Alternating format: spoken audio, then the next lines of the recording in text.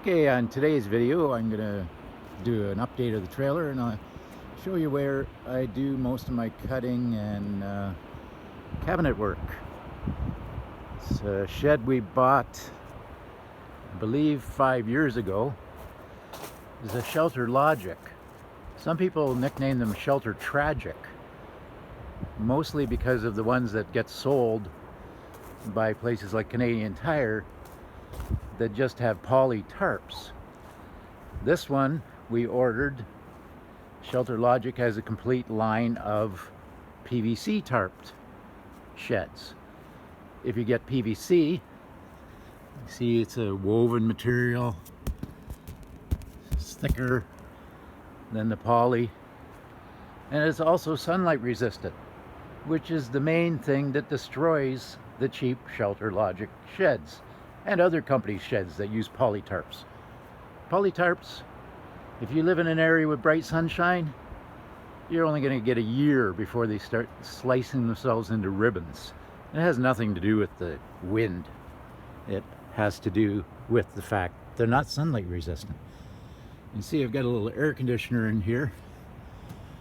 In June and July, actually I need to fix that up a little bit, but this air conditioner is going in the trailer anyway, so I'll just glue on. I have good PVC glue.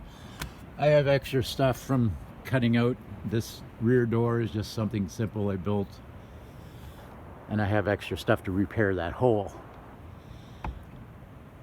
In June and July I built a slot car track in here, and it got really hot.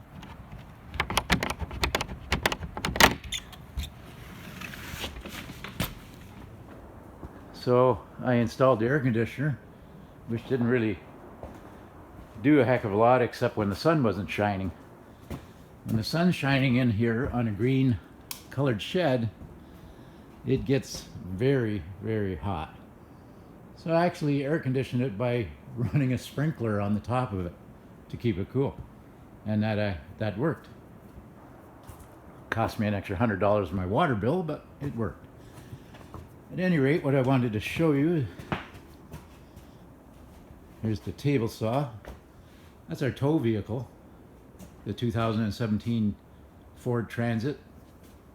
It's a 150, I think, or 1500, I guess. It's a diesel too. We really like it.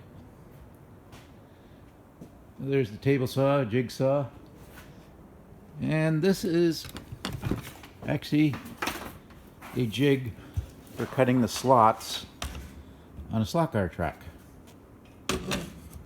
You can see it has a bunch of holes in it for the various widths of tracks. These holes are for cutting the outside slot, the first slot, and then this, let's see, I'll put it here somewhere. Anyway, when I'm cutting slots on a track, I'll use two.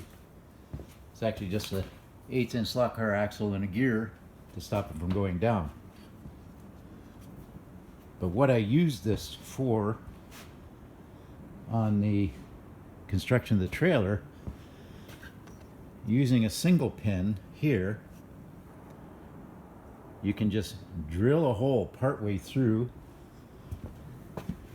your work, which in this case is this board. You can see it has a nice curve on it. So how I made that curve, I used this jig, just drilled an 1/8" hole partway down so it doesn't go all the way through and leave you with something you're going to have to fill. This piece I was experimenting with clear coat to see how that would look, just as one coat on it. But by drilling partway down and cutting your circle from the backside, then when your piece is finished, you have no hole in it. And it worked really, really well, even though I only used an 1/8 inch bit. I just used the bit that was in the cutter. Most slot car tracks use an 1/8 inch wide slot, so I just didn't bother changing. Plus I don't have any real sharp 1/4 inch bits. At any rate, here's the bottom cabinet. I have 2 coats of clear on it so far. Going to build some doors here.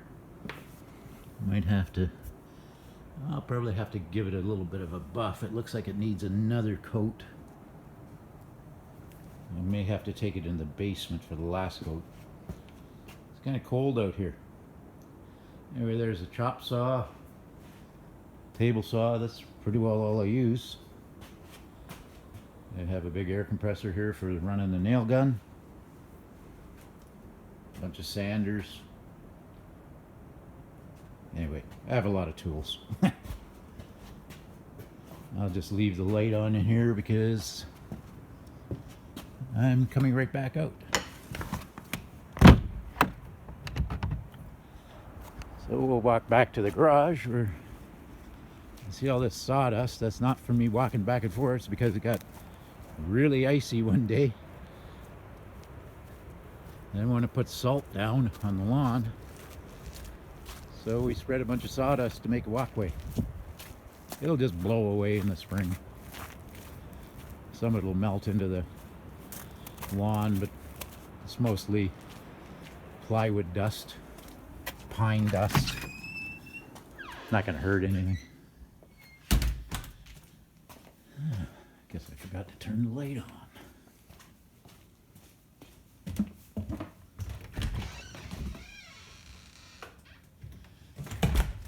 See, I have laid a sheet of Filon on the roof. I was a little concerned that it wouldn't conform to the shape because the roof does crown a little bit in the center just to help it drain. And I was worried that it wouldn't go from that crown to this basically flat surface, but it does. It worked out really well. That is not what's going on the roof. The roof I have white. This is tan. Hard to show the color. This also still has the protective plastic coating on it. But this is going to work great. I have a 30 feet of Arctic white that will form the whole top of the trailer, and then the tan is going on the sides. I wanted white everywhere, but when I got down to the place that had a good stock of Filon, which is Tisdelles RV in Tilbury, Ontario, he has some big rolls of it if you need it. I believe he has the gray and the tan, but he has no white. What he told me they do for white is they just go ahead and paint what would normally be the downside of the material. They paint it white and put it on that way. I don't want to bother painting though. So I don't mind having beige on the side and white on the roof. I think it'll look nice. So I've been carrying along building frames to hold the bed. You see now we have a water tank. This is going to be an all-electric trailer. No gas inside. The toilet's in place. It's been there. You've probably seen that already. And I leave my work clothes out here, trying to minimize the amount of sawdust I drag into the house. And here is one of the finished pieces. And you can see, you can't see the hole from making the angle. Here's the heater. This has been heating in here for, probably a month now. And it cycles on and off, so I think I did a pretty good job insulating. This will be the dinette area. You can see I did a better job there than I did there, but this gets covered with a piece of arborite that forms the, when you lower the table down into a bed. So nobody will see that anyway. This is the same material.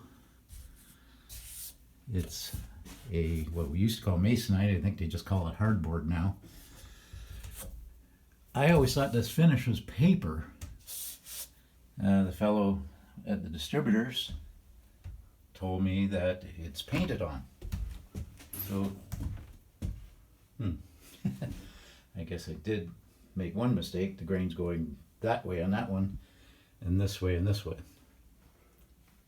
But I just wanted something a little nicer than a crappy piece of 3/8 plywood. And these will be covered by the cushions. Normally this side is going to be screwed down. I'll drill a hole for lifting this one up and out, as this is where we store the majority of our non-perishable food goods when we go on a trip. And that one, normally the cushion will always be on it anyway, but it still looks better than a piece of crappy old plywood. Today I'm going to probably put the cupboard I showed you earlier in here, and then I can start assembling the uppers, which I'm working on right now. I know this video is a lot longer than I normally make, but what we have here is the beginning of an upper cupboard. This will be the vertical face. It's just a piece of maple plywood, maple veneer plywood. I believe it's maple on both sides. I'm not sure what the core is. It might be poplar. That'd be okay. This is a simple jig that I use a router, single flute carbide 1/4" tip. This can be slid back and forth, and then I use the clamps to clamp it to this table. You have to clamp it on both sides, so I basically work it down and cut one part at a time. But it makes it simple. And then I don't have to join a bunch of little strips together, either with pocket screws or staples or whatever, you know. I'll dado in on this side. I'll dado in probably a 1/2" slot where I'll fit a narrow piece, something like that, and I'll dado in a spot on the top, and again use a narrow piece of plywood, and that's how I'll screw it to the ceiling of the trailer. This length, this will be cut to about there for the one section of cover. At any rate, that's it for now. This maple hardboard comes in 4x8 sheets. It's only $15.75 a sheet from ASA Lumber Supplies in London, Ontario. All right, that's it for today. Thanks for watching.